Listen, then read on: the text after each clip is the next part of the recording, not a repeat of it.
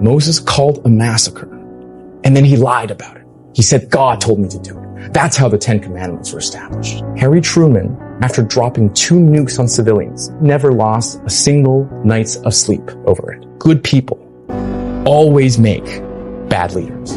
The worst thing you can be for Machiavelli is effeminate, lacking in this manly virtue. Machiavelli believed in the great man theory of history, that rare and marvelous men can rise up and completely change the course of events. Studying Machiavelli has thoroughly radicalized me. If even the great Moses lied and cheated to satisfy his political goals, who the hell are you to be so damn precious about your morality? Machiavelli wrote his books to teach the few and not the many. He wrote to teach those rare and marvelous men that come once every few hundred years how to achieve the grandest political projects, the founding of states, civilizations, and even religions. And Machiavelli's chief lesson for them is this: always being good makes you weak and effeminate, and you will lose to those who aren't. Good people, people who are altruistic, public-spirited, compassionate, make terrible leaders. As a leader, then, you must operate on a different set of rules than everyone else. It is good that you are selfish. It is good that you have a lust for glory. You must be willing to cheat, lie, murder, steal if necessary. But you must do all of this while appearing to be good, like a wolf in sheep's clothing. This is what you will learn in our lecture today: why and how to enter into evil. So in part 1 of this lecture, I'm going to try to ease you in to Machiavelli's ideas by helping you understand his leader par excellence, Moses. Almost more so than any other leader. Achilles, Caesar, certainly, Alexander. It is Moses that he holds up as the prime model of how to enter into evil. I know what you're thinking, right? How can that be? This is blasphemy. Moses is the greatest political leader in the Jewish tradition. He remains one of the greatest prophets in the Christian tradition. At Jesus' transfiguration, when his divinity is revealed, this is in Matthew, there's only 2 people next to him: Elijah and Moses. Okay? When we think Moses, we think good, we think honest, humble, we think compassionate, generous. When we think Machiavelli, we think evil, deceptive, prideful, self-absorbed. So how can Moses possibly be Machiavelli's model of entering into evil if he is literally the lawgiver, right? He established the 10 Commandments. Machiavelli would respond, look more closely at how Moses established those 10 Commandments.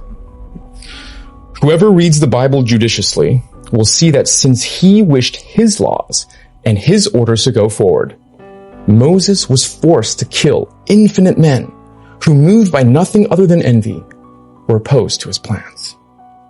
Moses called a massacre, and then he lied about it. He said, God told me to do it. That's how the 10 Commandments were established. Now let me be clear. Machiavelli highlights Moses' evil doing, not to expose him.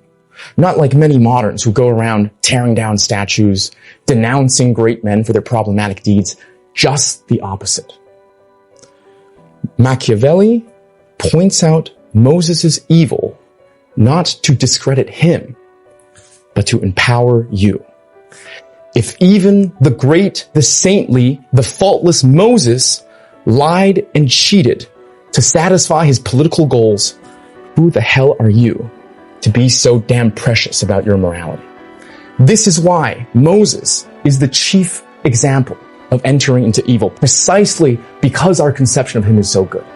And that's the story I will begin this lecture with in part 1 to help you ease you into his invitation into evil. Okay. Exodus 32. Israelites freed from Egypt, and they're all huddled around the base of Mount Sinai. God himself comes down, himself, not in persona form, but in thunder, lightning, fire, trumpets, and he speaks in his own voice to the Israelites, the 10 Commandments. First commandment, no gods before me, okay? No idolatry. People get scared. God is literally screaming to your face, and they say, Moses, you act as an intermediary, okay? You help us mediate this situation. Moses, goes up the mountain for 40 days, and he creates these 2 tablets, right, with the 10 commandments written upon them. The Israelites, they get a bit impatient. They're like, why hasn't Moses come down? And so a few ringleaders start gathering all the jewelry, all the trinkets, gold jewelry, molds it down and shapes it into a golden calf, which they start worshiping. And they attribute their escape from Egypt and their freedom to this calf. 40 days, literally 40 days ago, God himself came down and said, no idolatry. Well, God sees this.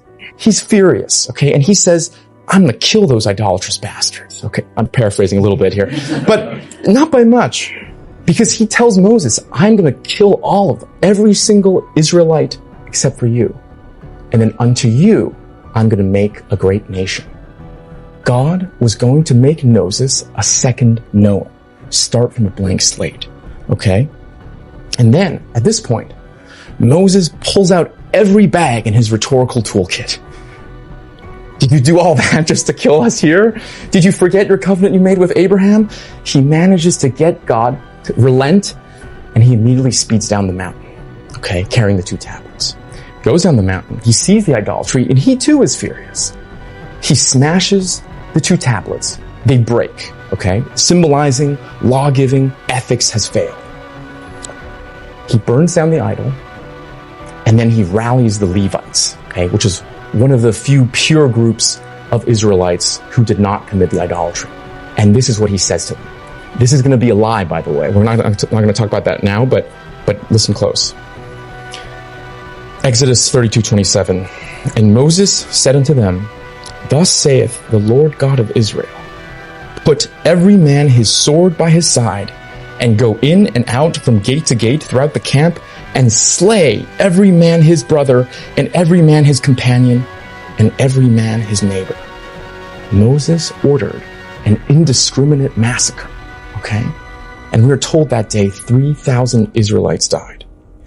And it is this act through which Machiavelli elevates Moses as a true political leader, as a true founder. Everything else, parting the Red Sea, miracles, communing with God, that just makes him a prophet. He has religious authority. He communes with God, but that's not enough to be a great leader. To be a great leader, you need to be an armed prophet. You also need to know how to wield violence when necessary. I quote you Machiavelli. All the armed prophets conquered, and the unarmed ones were ruined. Things must be ordered in such a mode that when the people no longer believe, one can make them believe by force. Moses, Cyrus, Theseus, and Romulus would not have been able to make their peoples observe their constitutions for long if they had been unarmed. Okay? Why? Why is that? Why do you need arms to establish law? Why did Moses need to call a massacre? Machiavelli's reading is that what motivated the creation of the golden calf were the ringleaders' envy of Moses, that he had this special relationship with God. But envy is this very stable passion. And Machiavelli tells us the only way to kill envy is to kill the envious. If Moses had let the ringleaders live, they would have found new ways to thwart him, to thwart God, which will inevitably cause God to smite all of them. But of course, the Levites didn't just kill the ringleaders. It was an indiscriminate command. This is why, by the way, Machiavelli, in the first quote I read to you, calls it an infinite killing. It wasn't an infinite killing. We're told 3,000 exactly died that day. What he's emphasizing in the infinite part is how it was indiscriminate. So that's the next question. Why didn't he just host a fair trial? Why did he call an indiscriminate massacre? Machiavelli says that cruelty, violence, if used with precision and in a spectacular fashion, is an effective, sometimes the only pedagogical tool that works. Think about how corrupt the Israelites were at this time. God himself shows up in front of you, tells you in his own voice, no idolatry. Less than 40 days go by, you start doing the first thing he tells you not to. After all of that, after everything he did to take you out of Egypt, this is what you do. Such corruption necessitated much more than a fair trial of the guilty. The command was indiscriminate because it wasn't about punishing guilt, but to teach everyone a memorable lesson through a public and uncompromising display of violence. It was precisely because it was so excessive that made it effective. Machiavelli is going to talk about another violent spectacle that we're going to explore later on in the following words. The ferocity of this spectacle left the people at once satisfied and stupefied. And I think he would say the same about Moses' massacre, because it worked. It worked. Moses goes up again, communes with God, comes down with a new set of tablets, and successfully establishes the laws. Okay? I quote to you Machiavelli. In every decision of ours, we should consider where are the fewer inconveniences and take that for the best policy, because nothing entirely clean and entirely without suspicion is ever found. This is the real world that Machiavelli wants to grow us up into, okay? This is why he's considered a realist. He's saying there are two options. You do this massacre or you don't. God is going to kill all of us. And this, in a nutshell, is the type of leader that Machiavelli is trying to cultivate. Someone who doesn't just do the thing that seems right, that gets a little applause from the humanitarians and the moralists and the philosophers, but someone who's willing to do the difficult, but ultimately the necessary thing. In his own words, he wants to teach leaders how to not depart from good when possible, but know how to enter into evil when forced by necessity.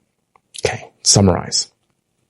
We've been introduced to this idea of necessary evils, right, by the example of Moses' massacre. And it was necessary because it was the least worst option in a couple of very bad options, right? But I'm still just easing you in, okay? Because it's going to get this story gets a lot more scandalous. And what I'm going to tell you now, Machiavelli himself only hints at it, but a Machiavelli scholar, Maurizio Veroli, points it out to me, and you can't unsee it after you see it. Moses lied. He lied giving that command. Nowhere does God give that command. Listen to Exodus 32:27. This is the battle cry he rallies the Levites with. And Moses said unto them, Thus saith the Lord God of Israel. Put every man his sword by his side, yada, yada, yada. Something's very weird is going on here. Almost every other instance in Exodus, we have the Bible narrate, Thus spake the Lord. The Bible is directly saying, God said this. That's what the Bible does. This is one of the few instances in Exodus where it says, Moses said, God said this. Okay, that's suspicious. What's even more suspicious is that not only did God not give this command, he couldn't have time to give this command. We are told immediately when God relents, Moses speeds down the mountain. That's the sequence of events. And here's the nail in the coffin, okay? Here's why I think the lying reading is right. After the massacre, Moses goes back to God, and God casts a plague upon the people as punishment. This is what the Bible says just a few verses later. The Lord plagued the people because they made the calf. If the Levites were truly God's will, why would God do this kind of double punishment? The Levite massacre was not God's will. It was Moses' will. He lied.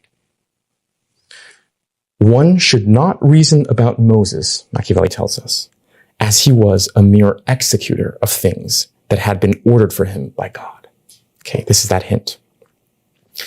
Lying about religion, about God, about the greatest and highest things, is something that Machiavelli is going to praise again and again in Roman generals, especially when it comes to augury. Okay? Understanding that praise is going to help us understand a lot better why he thinks Moses had to do what he did here. So we're going to take a little detour. So augury is the Roman belief, very popular, that the gods express their will through birds and how birds act. And this was such a widespread and strong belief that when Roman commanders went on campaign, they brought with them chickens. And they brought with him a chicken priest, a priest who manages the chickens. When they want to fight a battle, they give food to the chickens. If the chickens ate, the gods want us to fight. We have the gods on our side. Otherwise, no. This is stupid. Okay? It's stupid to us. It's stupid to Machiavelli. It's stupid to the generals. But that doesn't mean you can just violate this at will, because your soldiers believe it. Okay? And so there's actually two failure modes for Roman generals when working with augury. The first failure mode is quite obvious. You only fight battles when the chickens tell you to fight. You decide, you're the general, not the chickens. But there's an even more subtle failure mode. And Machiavelli tells us the story about a blatantly impious general. Okay, he wants to fight the battle. Gives the chickens don't eat. And he says, this is almost word for word, he says, let's see if the chickens want to drink. Throws the chickens in the ocean, the chickens die, and he calls the troop to battle. He loses. Why? The soldiers think, oh my God, we've just offended the gods, and I can't be following this impious man into battle. What does the clever general do? The clever general, Machiavelli tells us, wants to fight. The chickens don't eat. He lies. He says, nope, the chickens ate. And then the chicken priest comes running out of the camp, telling all the soldiers, no, the chickens actually didn't eat. You guys are in for big trouble. The general calls the chicken priest a liar. No, he's the liar. And he puts the chicken priest in the most dangerous part of the formation. He gets stabbed by a spear and dies as soon as the battle starts.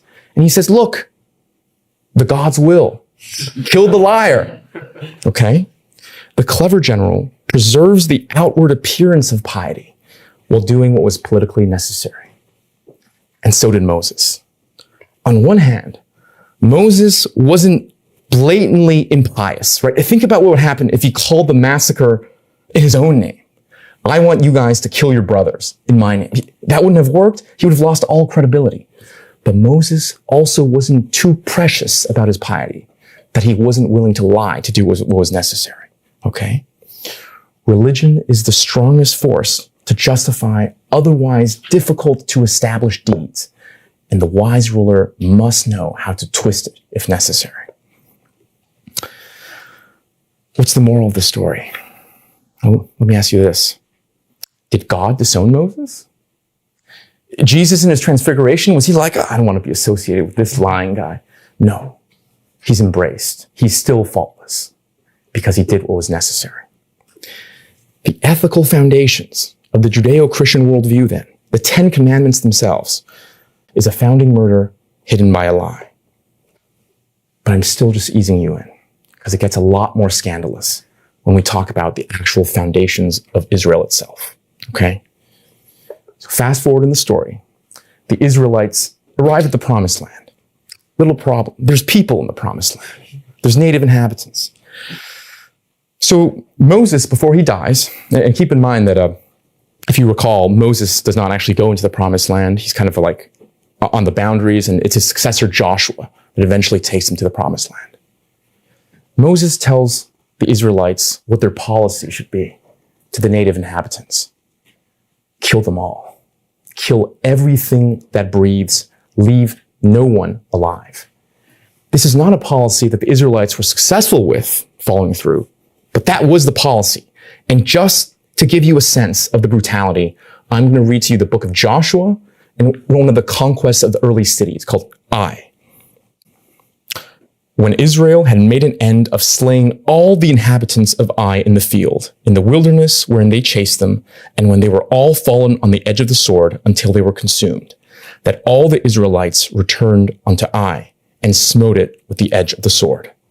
And so it was, that all that fell that day, both of men and women, were 12,000, even all the men of Ai. For Joshua drew not his hand back, wherewith he stretched out the spear, until he had utterly destroyed all the inhabitants of Ai. All. That's women and children as well. And this was the policy. So Joshua smote all the country of the hills and of the south and of the vale and of the springs and all their kings. He left none remaining, but utterly destroyed all that breathed, as the Lord God of Israel commanded. And Joshua smote them from Kadesh Barnea, even unto Gaza, and all the country of Goshen, even unto Gibeon. The Israelites genocided the natives. And this too, Machiavelli argues, is virtuous. This can't be, right? This is just sheer evil. Sure, I get the lying about God thing, but this can't be. On what possible grounds could Machiavelli justify this?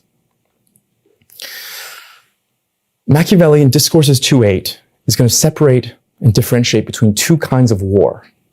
There's war of command and war of habitation.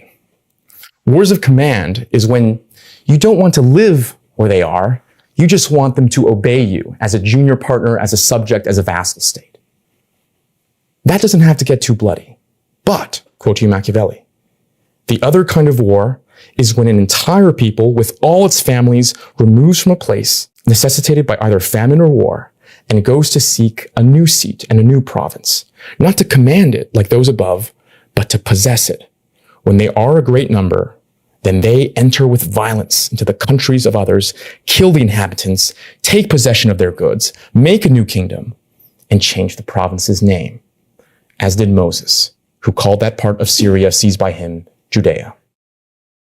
So there's two kinds of wars. Wars of command, wars of habitation. Wars of command are a lot less bloody. Genocide would neither be excusable nor necessary nor good. In fact, Machiavelli praises cities and states that are able to win wars of command in a bloodless way, like when Pistoia willingly subjected herself to Florentine rule because the Florentines were so merciful to them. They acted to them with mercy as a brother, okay? The most virtuous way to relate to your enemy in wars of command is this: crush them with the arts of peace. That's Machiavelli's own words. And I bring this up, again, another detour here, just to show you that Machiavelli has no bloodlust, okay? It's necessity, rather than a perverted fascination with violence, that he advises eliminating native inhabitants in wars of habitation. So that becomes the question. If wars of command can be won in this bloodless way, why does he advise elimination when it comes to wars of habitation? Men should either be caressed or eliminated because they avenge themselves for slight injuries, but cannot do so for grave ones. So the injury one does to a man should be such that one does not fear revenge for it. In wars of command, you don't need to injure them, okay? You don't need to take their property. You don't even need to disarm them. Maybe an isolated act of violence, of war, of strength is enough. Maybe you don't even need that in the Pistoia example, in which case you should benefit them, okay? You should make sure to turn them into friends, be as humane as possible if you don't need to injure them. But wars of habitation, by definition, will bring injury to the habitants, right? You're taking all of their property, and because of that, you probably need to kill all of their combatants. Now, we moderns, we come in and say, okay, but stop there. Leave the civilians alone, right? Take their property, kill the combatants. Those are the rules of war. Leave the civilians alone. Machiavelli's response would be, okay, let's play this out. Because you've now injured the native inhabitants, but not enough so that you don't fear vengeance from them. You took their property, you killed their combatants, but who are the combatants? Well, they're the fathers, the sons, the grandsons, the uncles, the nephews, the husbands of the civilians that you just let free. What do you think they're going to do? You think they're going to thank you for showing so much mercy? They're going to hate you forever. You don't think the women are going to make it their raison d'etre to burn it into their sons and grandsons' minds, to destroy you as soon as they have the chance? If you don't think that, that's fantasy. Machiavelli's response to us moderns is this: for wars of habitation, you're already past the point of peaceful coexistence. Can it happen? Sure, extremely rarely, but don't bet your future on it. Machiavelli's point is if you don't eliminate them now, your people will pay the price in the future when they inevitably seek revenge.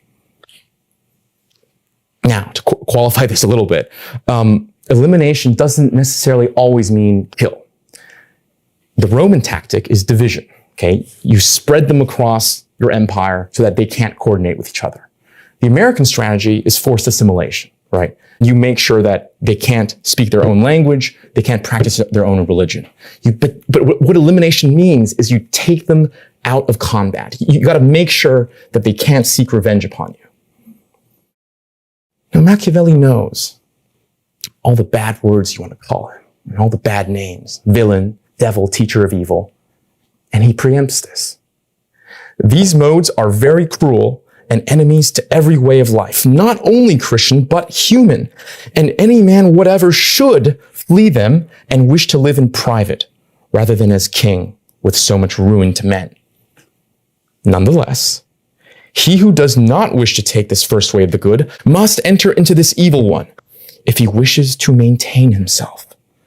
But men take certain middle ways that are very harmful, for they do not know how to be either altogether wicked or altogether good. Machiavelli does not like the idea of elimination any more than you do. He's not a bloodthirsty, demonic teacher of evil, qua evil. He's telling you, these are the realistic outcomes. Think about it like a decision tree, right? In a war of command, be as humane as possible. Try to crush them with the arts of peace. If you don't have to injure them, benefit them.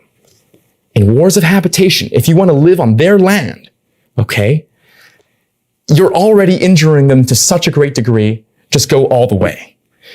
What you don't want is you don't want to take a middle way. You try to fight a war of habitation humanely. Either don't take the promised land, keep wandering in the desert.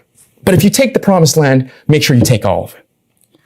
And this dual structure of full humanity and full evil is exactly what Moses prescribes the Israelites in Deuteronomy. Okay, I quote you to Deuteronomy.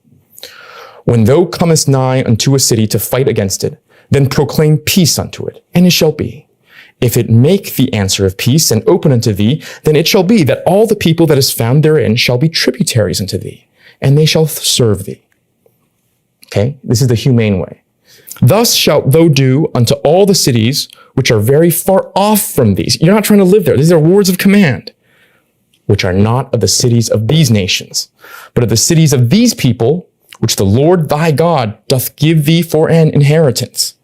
Thou shalt leave alive nothing that breathes, but thou shalt utterly destroy them. This is why Moses is Machiavelli's leader par excellence. He's always thinking about what is the most, this is the key word, possible humane option here. But when he's willing to enter into evil, he goes all the way.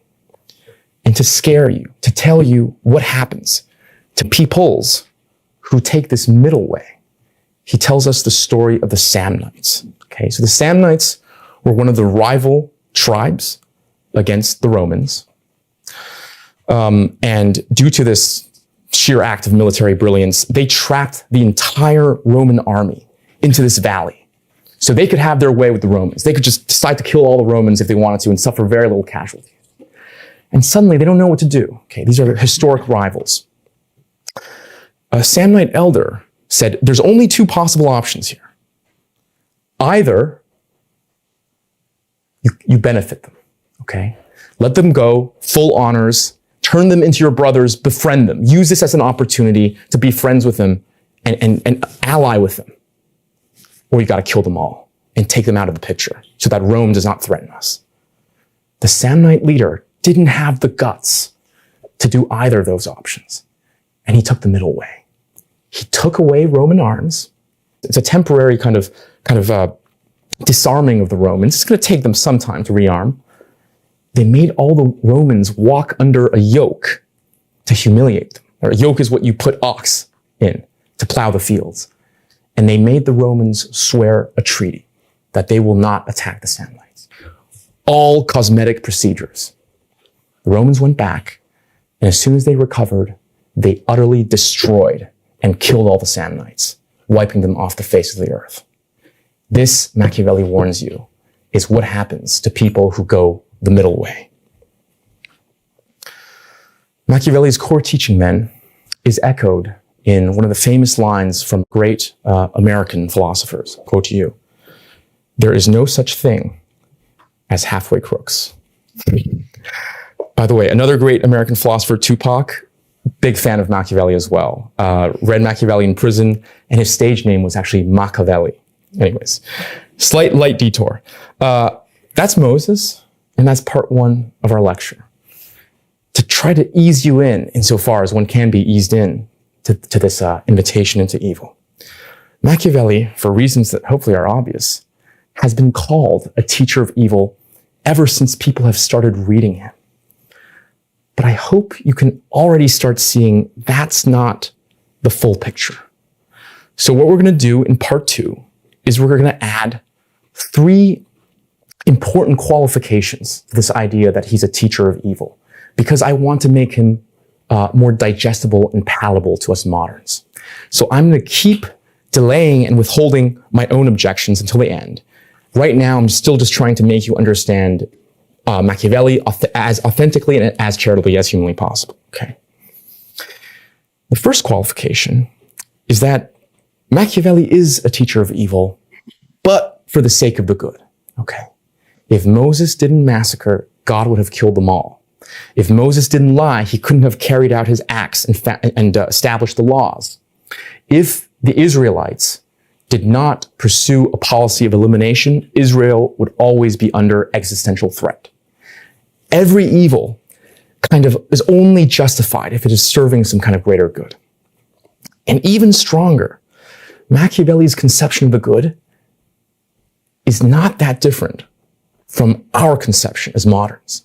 He wants a society that is stable, that is protected, that can survive, that has rule of law, that has freedom, and that is really radically egalitarian for his age. And this is what makes Machiavelli worth engaging. Because if Machiavelli is just this power-grabbing self-help guru telling princes how to grab power, or he's out to train tyrants, that wouldn't be interesting. We just disagree with his ends. But it's precisely because our ends, I know it may not seem like it, are Machiavelli's ends, that we must read him as a critique of how we approach politics. He's saying, you think international law, you think your human rights, your civil discourse, your activism, your civil disobedience, if you feel extra naughty, is going to establish you, your peace, your equality, your freedom, your state, your rule of law? Think again. The major difference between us and Machiavelli is not in what ends are good for the state. It's what means are necessary to achieve them. And so moral judgment for Machiavelli does not just stop at evaluating the act in itself. This is good, this is evil, this is humane, this is cruel. In fact, he would probably agree with most of our labels. That's why he still calls it entering into evil. Machiavelli's moral reasoning goes a second step and says, okay, but is this evil, is this cruelty, is it well used or is it poorly used? In other words, in a consequentialist way. He's inquiring about their effects. Those can be called well used if it is permissible to speak well of evil that are done at a stroke out of necessity to secure oneself, and then are not persisted in, but are turned to as much utility for the subjects as one can. Those cruelties are badly used, which though few in the beginning, rather grow with time than are eliminated. Okay. The most famous example of cruelty well used in all of Machiavelli, infamous really, is Cesare Borgia. Cesare Borgia was an ambitious Renaissance prince, a contemporary of Machiavelli's, who was known for his ruthlessness, his military genius, and his charm. His dad was Pope Alexander, was a pope, and Cesare himself was the closest person who came to unifying Italy at the time. And like Moses, Cesare is held up as one of these beaming exemplars for future leaders to imitate. And also like Moses, it was a seemingly inexcusable act of brutal violence that he elevates as what must be imitated. Okay, so the story is this. Cesare comes to possession of the Romagna, a region in Italy that was terribly managed. Its rulers were weak and incompetent, which led to chaos. It led to all kinds of thieves and crimes rampant in the Romagna. And when a people are so corrupt, think back to the Israelites at Sinai, Machiavelli believes you need a dictatorship who's willing to use force. So he installs a brutal bastard of a man called Ramiro.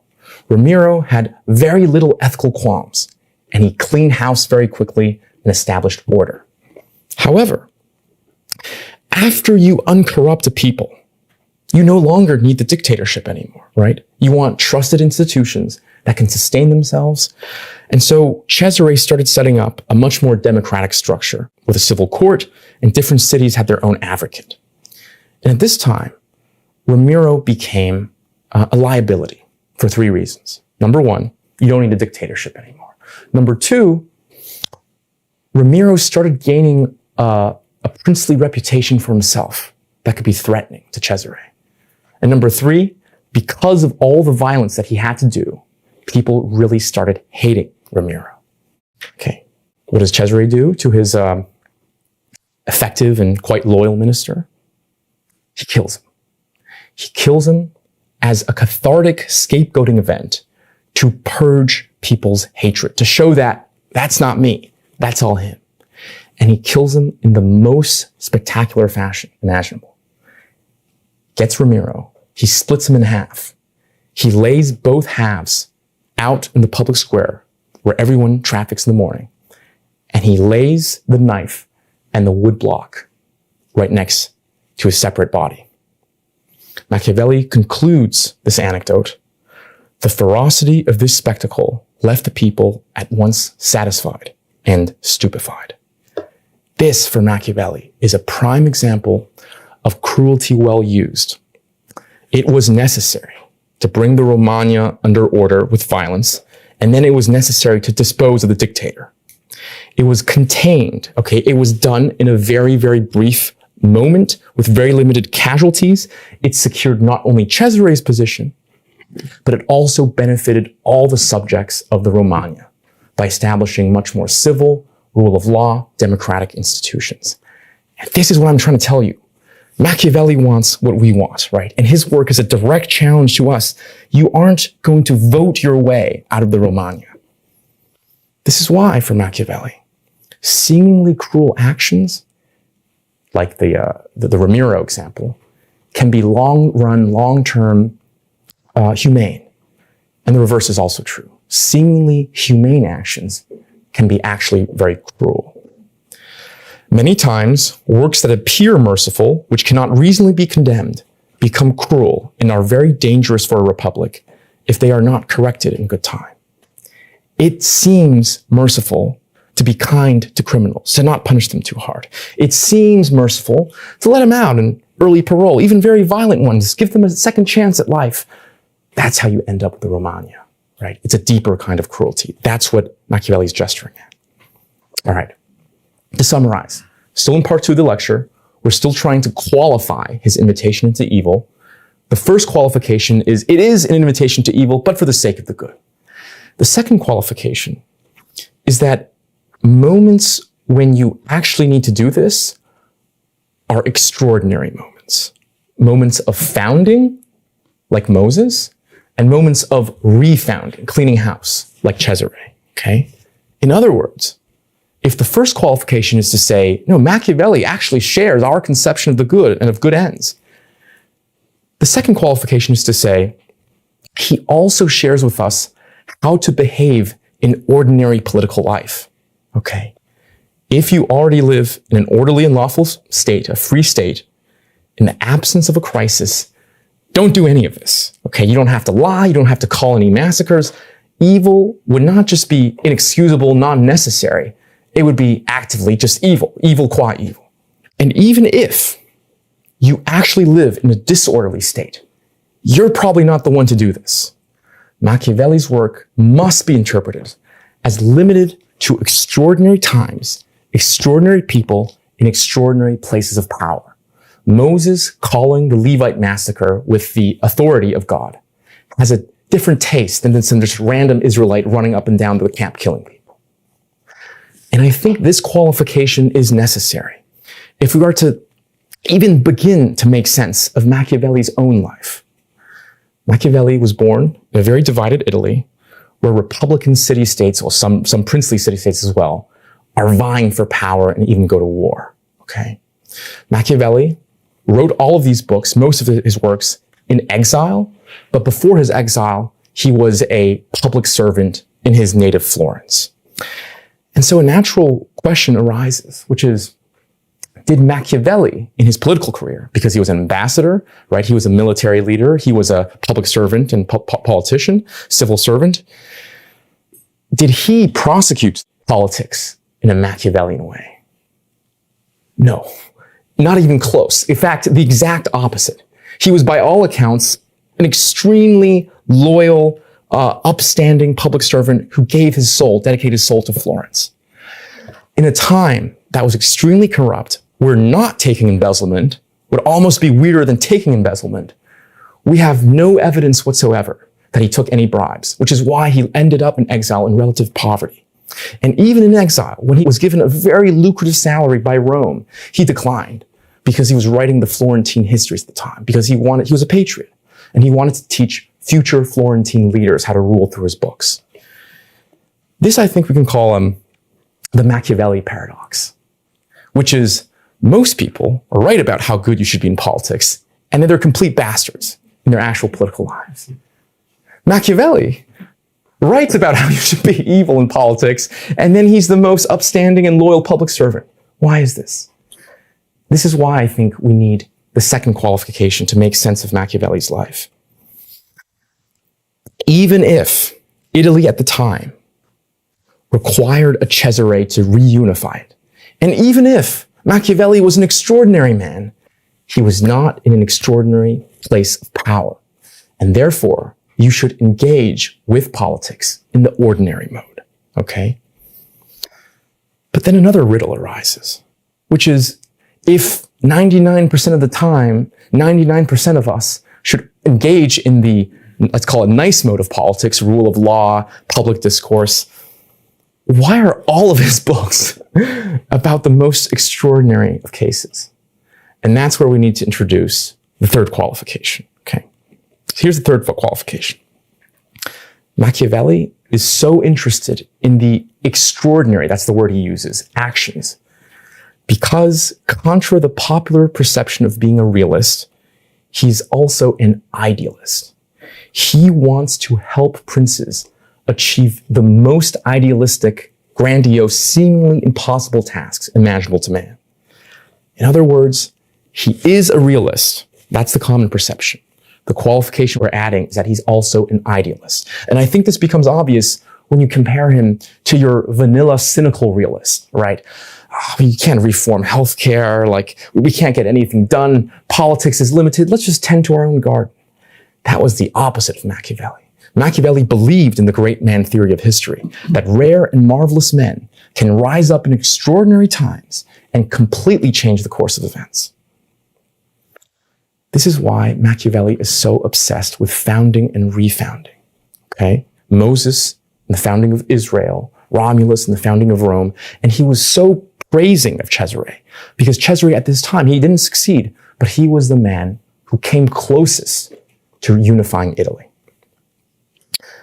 We can loosely say then that Machiavelli is an idealist in ends, but a realist in means. And it's precisely that tension that makes his work so bloody. It's precisely when you want to really establish a radically different order that you need to break a lot of eggs, okay? And so I hope this last qualification makes you slightly more charitable to all of Machiavelli's bloody evil advice in the following way, which is, he's doing all of it because he's actually quite optimistic about things. Another way to put it is this: even that most idealistic of philosophers, Plato, and Machiavelli criticizes him as such, even Plato would be forced to concede this point that Machiavelli raises. Plato, in his Republic, when he talks about the founding of the Callipolis, the ideal city, he also calls a massacre. All the adults are killed. We're told everyone above the age of 10 are led into the fields. Okay, euphemism if there ever was one. And the reason is because Plato knows if I want to design a radically different order, I gotta start with people who are malleable. I gotta start with the children. So even Plato, I think, is forced to concede this point on the necessity of entering into evil when pursuing grand and noble projects. All right. Summarize part 2. We added 3 qualifications to this intuition of entering into evil that we developed in part 1 through Moses. The first qualification is evil, but for the sake of the good. The second qualification is that these actions are only called for extraordinary times, extraordinary people, extraordinary positions of power. And the third one is that this recommendation comes from the fact that he is an idealist as well as a realist. Hopefully, each of these three qualifications has made Machiavelli a bit more palatable, if not digestible, for us moderns. But what I'm going to do in part 3 is I'm going to push you in the completely opposite direction. I'm going to show you just how radically different of a break Machiavelli is compared to the traditions that came before, namely the classical tradition and the Christian tradition, okay? And it's in that comparison we're going to learn new things about this invitation to evil. The most obvious break between Machiavelli and the tradition that came prior is how he uses the word virtue. If you read Machiavelli right after you read Plato, Aristotle, or even the Christians, you're going to have whiplash every time he uses the word virtue, because it completely has changed its meaning, okay? And these are the paragraphs that are most important to understand what he means by virtue. Fortune shows her power where no virtue has marshaled to resist her. She directs her onslaught to those places where dikes and dams have not been constructed to restrain her. Thus, it is better to be impetuous than cautious, because fortune is a woman, and it is necessary, if one wants to hold her down, to beat her and strike her down. And one sees that she lets herself be won, euphemism, more by the impetuous than by those who proceed coldly. And so always like a woman, she is the friend of the young, because they are less cautious, more ferocious, and command her with more audacity. Machiavelli gives us two striking metaphors to think about virtue: flood and rape. One of the defining features of virtue for Machiavelli then is force, okay? An overwhelming, ordering force, which Machiavelli associates with the masculine, that pushes back against a chaotic energy in the world, which he associates with the feminine. When Moses established the 10 Commandments in the wilderness, when Cesare brought the Romagna to peace and order coming from lawlessness, these are all examples of that masculine ordering force taming the chaos of the natural or the political world. The opposite of virtue then in Machiavelli is no longer vice. It becomes effeminacy.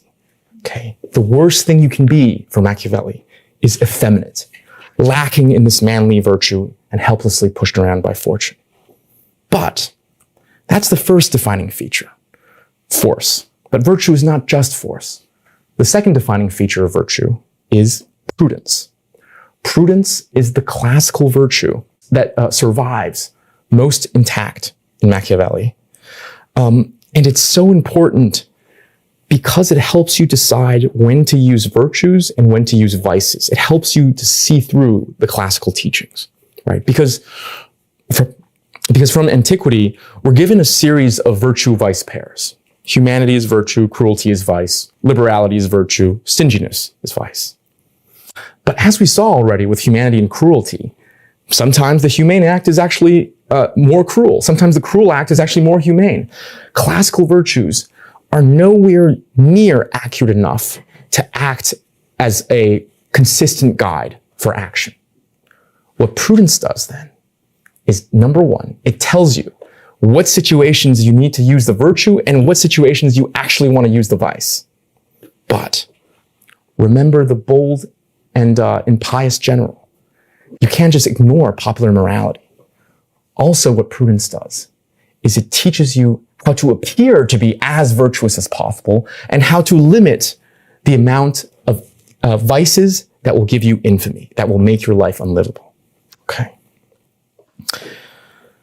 It is not necessary for a prince to have all the virtues, but it is indeed necessary to appear to have them. Nay, I dare say this, that by having them and always observing them, they are harmful. And by appearing to have them, they are useful. Men in general judge more by their eyes than by their hands, because seeing is given to everyone, touching to few. Everyone sees how you appear, few touch what you are. So let a prince win and maintain his state. The means will always be judged honorable and will be praised by everyone, like Moses. For the vulgar are taken in by the appearance and the outcome of a thing. And in the world, there's no one but the vulgar. Think back to Moses and his lie, right? Doesn't matter because he successfully established Israel. Prudence instructs you how and when to violate ethical norms while appearing to be their greatest champions. And even more so than force, this kind of cunning will help you master fortune. You'll never master fortune 100%, but you'll be able to gain control of fortune much more than people think is possible. Virtue then, in Machiavelli, is an ordering force guided by prudence that helps you overcome fortune. And the best image he gives of this is Chiron. Okay, this is the centaur, half man, half horse teacher of Achilles, Theseus, and a whole host of other classical heroes. To have as teacher a half beast, half man means nothing other than that a prince needs to know how to use both natures, and the one without the other is not lasting. Man represents law. Beast represents force. Law cannot be sustained without force, and force needs law if it doesn't just degenerate into tyranny. Okay, which beast should we use? Since a prince is compelled of necessity to know well how to use the beast, he should pick the fox and the lion. One needs to be a fox to recognize snares, and a lion to frighten the wolves.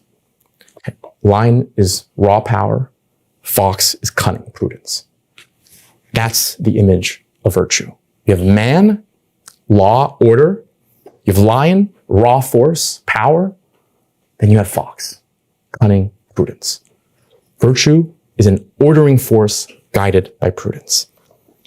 And with that image, I think you can already start to appreciate just how far we are from the Christian tradition that came right before him. For Christians, we are half man, half God. For Machiavelli, we are half man, half beast. And it is the bestial part that great leaders need to know how to use. If you're interested in Machiavelli's relationship with Christianity, I filmed 2 interviews that I can share later with some of the best Machiavelli scholars in the world. But I just want to briefly summarize, to conclude part 3, Machiavelli's relationship with the tradition that came before him. So you got the classical tradition, okay? You got classical theorists, Plato, Aristotle, and you got classical heroes like Theseus, Moses, Cyrus. Then you have the Christian era, and then you have the Renaissance, which is the time that Machiavelli wrote in, which gave birth to modernity. Machiavelli hates, strongly dislikes the Christian era because he thinks it's made men weak and effeminate. Like the Renaissance, he wants to go back to, he wants to rescue something, okay, from the classical tradition. But unlike the Renaissance, he thinks that the Renaissance has imitated the mere surface, imitated all those useless things like poetry and philosophy and architecture and sculpture. What Machiavelli wants to do is to give you a taste. He used a lot of gustatory metaphors when talking about reading, my 2 great passions, of course. He wants to give you a taste of what classical heroes were like. In other words, he doesn't want to go back to the classical world of theory, Plato, Aristotle. Those people, for him, are just as diluted as the Christians. He wants to go back to the world of classical political action. Theseus, Moses, Cyrus. This is why sometimes Machiavelli frames his project as a complete return, because it is a complete return. Imitate Moses. But also why sometimes he frames his project as a radical innovation, because it is. He's trying to construct a theory of classical political action and not just trying to rescue classical political theory. Okay? So do as the ancients do, not as they say. There's a small caveat there where he actually introduces some brand new ideas, even to classical political action, like tumults and egalitarianism, but that's the kind of general relation. All right. That's part 3. We talked about Machiavelli's cheap exemplar, Moses, to kind of ease you into this idea of entering to evil. We qualified in part 2 his teachings, his invitation. And in part 3, we put his moral teachings in the proper historical context. And now to end this lecture, I want to offer my critique, okay? Let's say I agree with Machiavelli on everything he has to say about political reality, i.e. what means are necessary for what ends. One should still ask, is it worth it, right? What are the consequences for my character, for my soul, to enter evil into this way? And Plato, in his Gorgias, asks a very similar question. In the Gorgias, a question is posed. Would you want to do injustice or suffer injustice? Okay, so would you want to murder or be murdered? The correct answer for Plato is you want to suffer injustice. Why? Because doing injustice makes you a bad person. It harms your soul directly. But suffering injustice doesn't necessarily, because you're not doing anything. If you react with it virtuously, this is where the Stoics get the idea, if you react to it virtuously, your soul's unharmed. So Plato here in the Gorgias is challenging. It's a very good challenge to Machiavelli.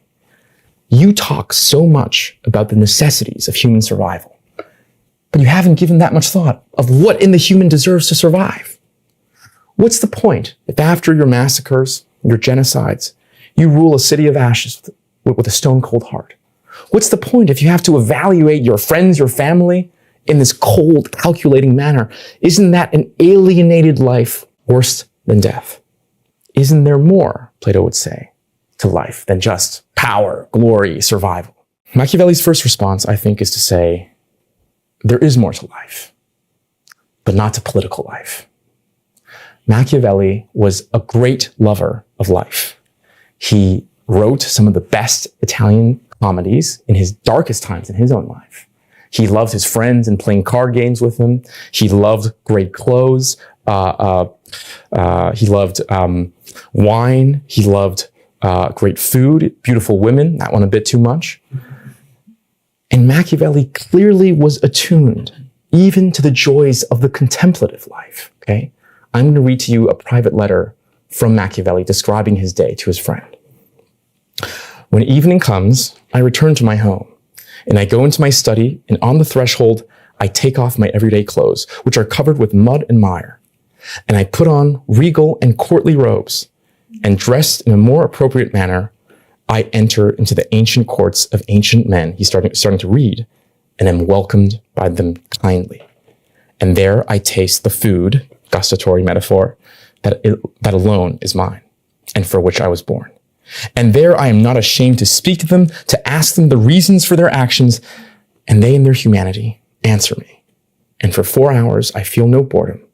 I dismiss every affliction. I no longer feel poverty, nor do I tremble at the thought of death. I become completely part of them. This is the most moving account of the contemplative life I've ever read. And it's from Machiavelli. So yes, Machiavelli would say, there is a lot more to life, Plato, than just survival, glory, politicking, but not political life. Political life should just be focused on getting us the basics: stability, order, rule of law, freedom, equality. Because when you try to combine those higher ideals with political life, you're going to destroy both of them. That's how we got classical political theory, when Plato tried to integrate philosophy with the state. And that's how we got the Christian era of effeminate men. Now, on the second issue of, isn't your soul harmed by doing injustice? I think Machiavelli would say, it's not clear that my soul is harmed if I do a necessary evil, right? Because it was necessary. You surely wouldn't say, Plato, that your philosopher kings are like traumatized forever for carrying out the massacre found in the Callipolis. Why? Because it was the right thing to do. It was the difficult thing to do. And this is a real psychology, by the way. Harry Truman, after dropping 2 nukes on civilians, said multiple times in interviews, he never lost a single night's of sleep over it. Why? Because for him, that was the right calculus. He needed to bring the boys back home. In his mind, he didn't do the wrong thing. And so, Machiavelli would push back against Plato. No, reading my work is exactly how you don't scar your soul. Because my work tells you that the evil you had to do was necessary. That's what I think Machiavelli would want to say it as one intuition. But ultimately, I think Machiavelli would concede the difficulty, okay, of doing all these evil acts and not have some stains on your soul, because he writes this: because the reordering of a city for a political way of life presupposes a good man, and becoming prince of a republic by violence presupposes a bad man, one will find that it very rarely happens that someone good wishes to become prince by bad ways, even though his end be good, and that someone wicked, having become prince, wishes to work well, and that it will ever occur to his mind to use well the authority that he has acquired badly. Okay? What he's saying here is a major issue for everything we talked about today. If it's evil for the sake of good, and you just told me, very rarely are good people going to be able to survive going through this. That's a big issue. This is why I think Machiavelli does not write to teach the good man, but the great man. The good man is altruistic. The good man cares about others. The good man is public-spirited for the sake of the public. The great man is self-interested. The great man cares about his own glory, and he wants to help the public because it will help him win immortal glory. And this, I think, is the key insight of Machiavelli, which is altruism, public-spiritedness, compassion. Think Mother Teresa. These drives are not brutal and forceful enough to do all the necessary evil that political founding requires. And they're so fragile that they will dissolve once you enter into evil. Can you imagine your compassion intact after calling a genocide? Machiavelli would say, that's not a reasonable psychology to rely on. But a lust for glory is. A lust for glory is brutal in that way because it's already selfish to its core. This is why, to this day, I've never met a single successful entrepreneur who has as their primary motivation the desire to help the world. I've met infinite failed entrepreneurs with that desire, and if that's your desire, you should just go to the Himalayas and meditate. Because it's not brutal enough to withstand the tumults that you're going to experience. But concern for reputation, self-interest, avarice, insecurity, or even better, a desire for the glory of helping the world, that can work. That is dependable. Good people always make bad leaders. The reverse is not true. Bad people do not always make good leaders, far from it. But it's those selfish drives that you need to work with, that you need to cultivate as a teacher of princes. And this is why I think Machiavelli spends so much of his work, The Prince and Book 3 of the Discourses, advising the ruler's interests, which is different from the state's interests. One reason is because, as we saw in the case of Ramiro, even the tyrant's interests of securing his own power is actually often greatly aligned for Machiavelli with the state's interests, especially if it's a disorderly state. But even in moments, even in moments when the state and the leader's interests diverge, sometimes he still calls the ruler who elevates his interests above the state's virtuous. Why is that? I think what he's saying is that, look, our best shot at establishing a good and peaceful order in civilization is having a selfish, glory-seeking person at the helm, because those drives are forceful and robust in a way the other drives aren't. Sometimes that just means we're going to have to take the hit. Their interests are going to diverge from ours, but it's still better than trying to build a political order with a good man at the helm. And just how selfish are these great men? They view the enslavement of the people that they eventually rescue as a precondition, as a gift for their own glory. It was necessary then for Moses to find the people of Israel and Egypt enslaved and oppressed by the Egyptians, so that they would be disposed to follow him in order to get out of their servitude. Cyrus needed to find the Persians malcontent. Theseus could not have demonstrated his virtue if he had not found the Athenians dispersed. This gives you a sense, I think, of the hyper-egotistical orientation that Machiavelli attributes to the people he wants to teach. He had no delusions of what motivated someone like Cesare Borgia in wanting to reunify Italy, okay? And he asks us to take a more skeptical view to our other cultural heroes like Moses and Theseus as well. But once you frame it like that, like it's glory, that's the kind of currency here. There seems to be a much more expedient path to glory, which is Machiavelli's path. Machiavelli is more glorious than any captain of his day. Plato has more glory now than Theseus. If it's all about glory at the bottom, why don't I just retreat from society? I don't have to deal with any of this, and I just write my books and win glory that way. In other words, studying Machiavelli has thoroughly radicalized me, but just in the opposite direction that he would have hoped for. Machiavelli exposes evil to say, no, you two have this license, go at it. Whereas I read all this and I think, well, yeah, you do need to do all these terrible things, so I'm not going to engage in politics at all. I'm going to try to stay as far away as humanly possible from all of this. I want to be left alone. And on top of that, I still get to pursue more glory. This is the first thing Machiavelli would say to me. It is not enough to say, I do not care for anything. I do not desire either honors or useful things. I wish to live quietly without quarrel, for these excuses are heard and not accepted. Nor can men who have quality choose to abstain, even when they choose it truly and without any ambition, because it is not believed of them. So if they wish to abstain, they are not allowed to by others to abstain. You want to leave. People aren't going to let you. They're going to notice you. You're already in the game. But the deeper thing that Machiavelli would say to me is this. Look, Jonathan, I wrote my books as a last resort in exile. After I tried every single humanly possible way to get back into politics to serve my beloved Florence. Because I loved my fatherland. And I would have gladly given up the opportunity to write these books if I was given in my lifetime another opportunity to serve Florence. This is why, Jonathan, I rank the glory of the founder, the political founder, over the glory of the philosopher. They're the ones who actually do the difficult thing, that help their people in their lifetimes. So your understanding of glory, Jonathan, is limited.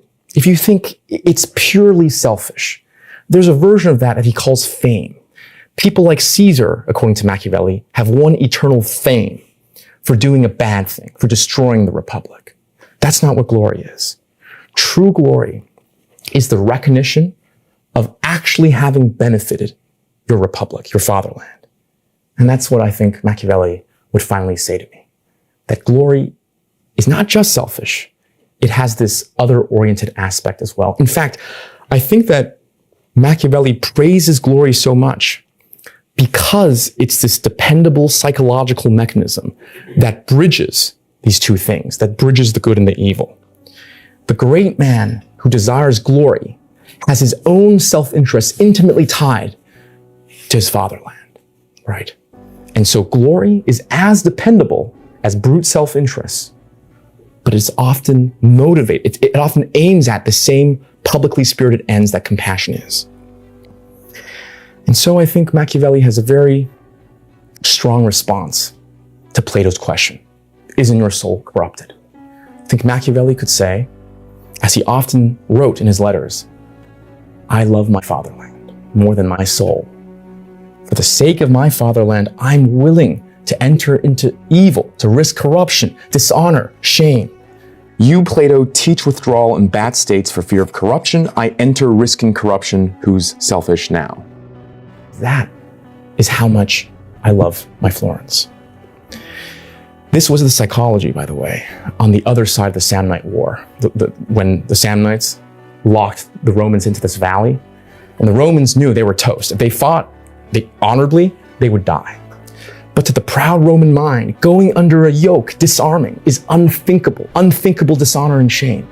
So they were lost at what to do. They genuinely considered, okay, just all dying honorably. But then reason prevailed.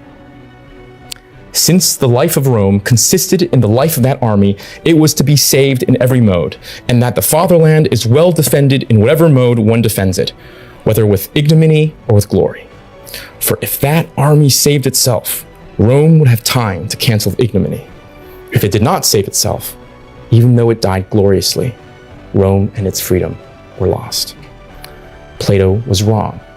A shameful, dishonorable, unjust continuation is better than an honorable destruction because it gives you the opportunity to right the wrong. So when I see Machiavelli and his selfless dedication as a public servant, when I read his labor, all of his books, in educating a future redeemer of Italy, when I witness him bearing through torture, exile, poverty, humiliation, and still trying to serve his Florence, I can't help but see a patriot who is willing to corrupt his soul for his fatherland. And when I realized that, whatever moral smugness, whatever bad words I wanted to call him, fell by the wayside. And instead, I was left with admiration and respect. Because I realized the difference between me and Machiavelli, my moral boundaries and his seeming ruthlessness, was not my aversion towards evil, but his dedication to the good. And the last thought I was left with is, if only I cared about the good as much as that teacher of evil, Niccolò Machiavelli. Thank you.